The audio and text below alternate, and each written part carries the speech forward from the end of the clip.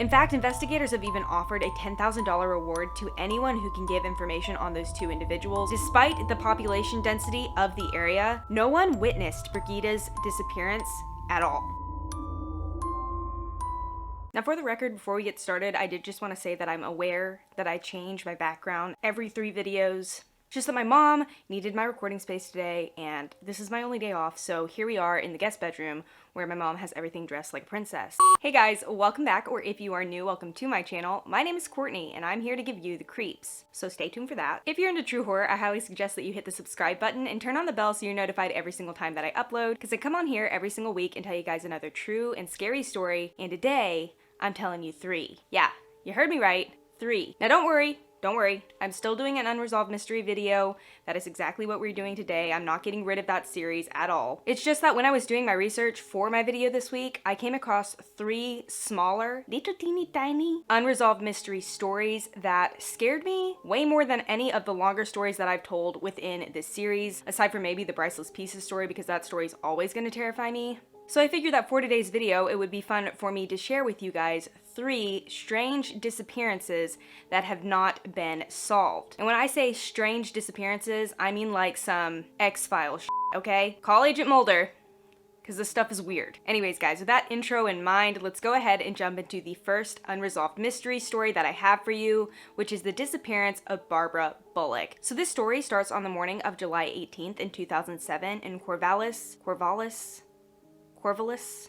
Montana? Somewhere in Montana, okay? Now on that morning, Barbara Bullock has plans to take her family friends out hiking on something called the Bear Creek Overlook Trail. Now this hike was supposed to consist of Barbara herself leading the hike, as well as her friend Jim Ramaker and then Jim's wife. However, the night before they had a bit of a shindig, and Jim's wife, let's just say that she was feeling it a little bit that morning. So this hike ended up just being Jim and Barbara going out on the Bear Creek Overlook Trail. According to Barbara's husband Carl, the pair set out in between 8:30 and 9 a.m. that morning and went on a 2.6-mile hike up this trail. And Barbara was a fairly sophisticated hiker, like she knew what she was doing. I don't know why I use the word sophisticated, but you get what I mean. So 2.6 miles shouldn't have been that difficult of a hike for her. I don't know how Jim handled himself on hiking trails, but it seemed from my research that they both knew what they were doing enough for this to not be an issue. Okay, keep that in mind. Now, the beginning of this hike went very smoothly, swimmingly, some might say. However, things kind of started to go awry for the pair when they stopped around 11:30 to take in the sights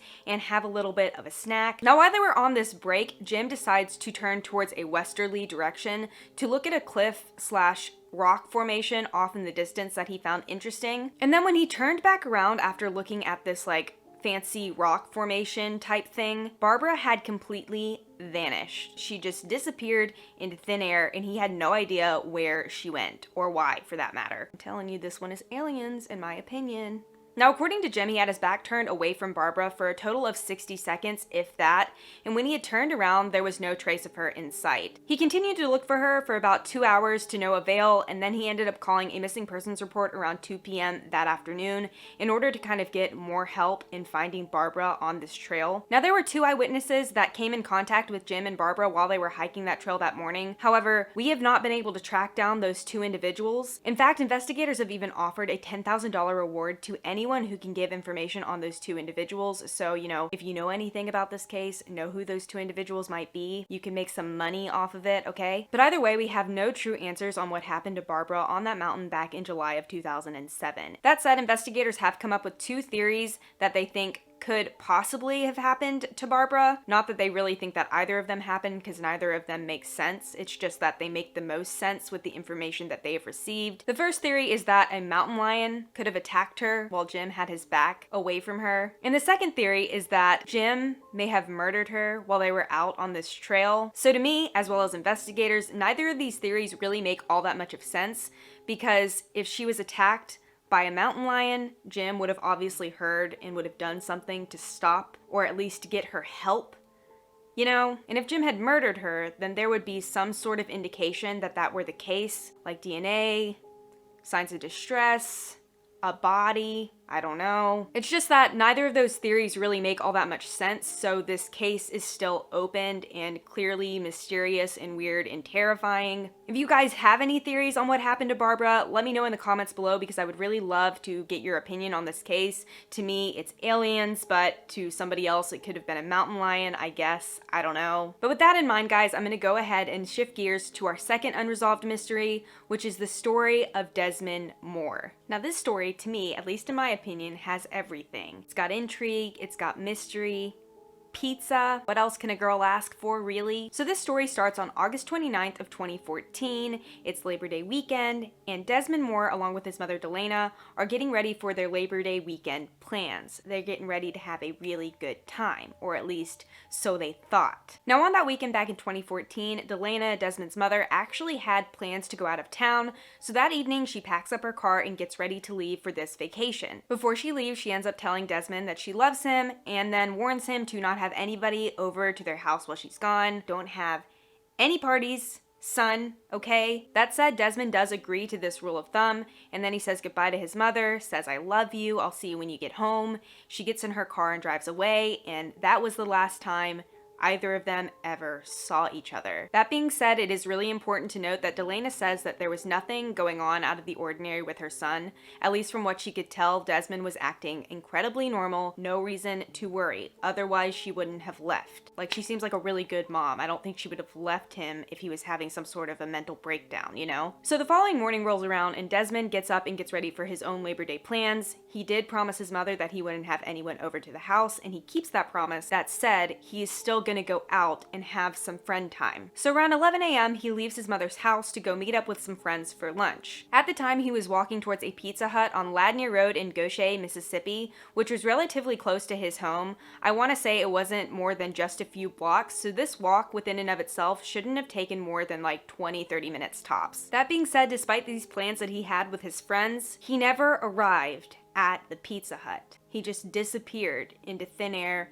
with no explanation why or how or what really even happened on that afternoon. That said, all that we really do know is that when Delana returned home on September 2nd of 2014, after her own Labor Day weekend, she found that Desmond was not at her home and that no one had seen him in 3 days, which is very concerning. So she ended up filing a missing persons report for Desmond, and from there an investigation started. That being said, we don't have any details that are at least open to the public on Desmond's case, and Delana has spent years trying to get investigators in the media and just anyone to talk about what happened to her son, to get more information on what happened, just because she feels like something should and could be done more for his case. And to me, that's really scary, just because, like, why isn't anyone talking about this case? I feel like with most investigations and missing persons cases, the details of the actual case are pretty public, and with this one, everything is very private, and I just don't understand why. That being said, guys, if you do know anything else about the Desmond Moore case that I might have missed within my own research, I would love to have more information on it, just because the story does really intrigue me. So make sure you leave all of that down in the comments below, and with that in mind, we're going to move on to the third and final unresolved mystery that I want to share with you today, which is the case of Brigitta Salander. So on a sunny Monday afternoon in August of 2015, Brigitta Salander went missing from the busy, sprawling city center of Helsinki, Finland. And what's so eerie to me about this case in general is that despite the population density of the area, no one witnessed Brigitta's disappearance at all. So let me just break this case down for you, okay? On the afternoon of August 24th, 2015, Brigitta hops onto a metro that was headed towards downtown Helsinki at 2 p.m. Now, at the time, she was on the way to a business meeting at the salon that she owned in the downtown area, and that meeting was set to be with her business partner at 3 p.m. that afternoon. We do know for a fact, okay?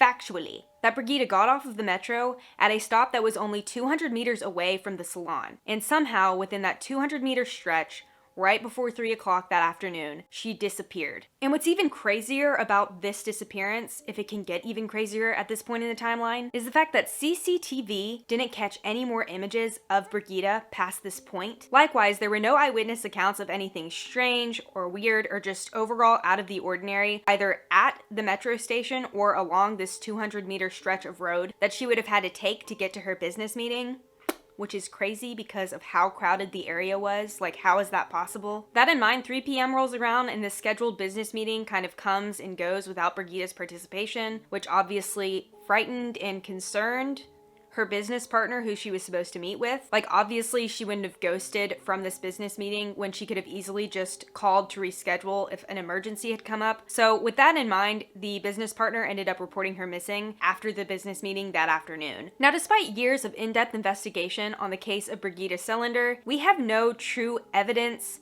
updates, leads, or anything like that when it comes to the case itself. This is likely because of the lack of starting point that investigators had when it comes to her disappearance. Like, she literally just walked off of the metro straight into an interdimensional portal and is now living her life in a different realm, or at least that's my theory, I don't know. But either way, we still don't have a really good understanding of what exactly happened to Brigitta back in August of 2015.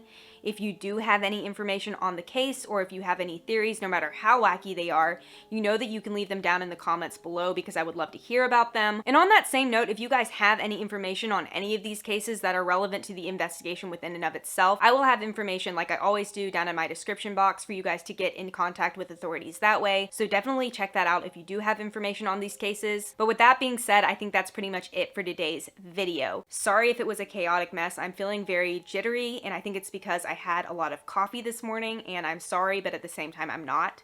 Anyways, guys, if you made it all the way here to the end and like what you saw, make sure you give me a big thumbs up. It really helps out my channel. Also, leave a comment down below giving me your theories on any of the cases that I talked about during this video, because I would love to have a discussion with you guys down there about that. Cool? Okay. And finally, guys, thanks so much for watching. My name is Courtney. I run a true horror channel here on YouTube. Like I said at the beginning, I like to tell you guys true and scary stories every single week, so if that's something you're interested in, make sure you hit the subscribe button and turn on the bell so you're notified every single time that I upload. And with that said, I'll see you all next week for another new video. Bye.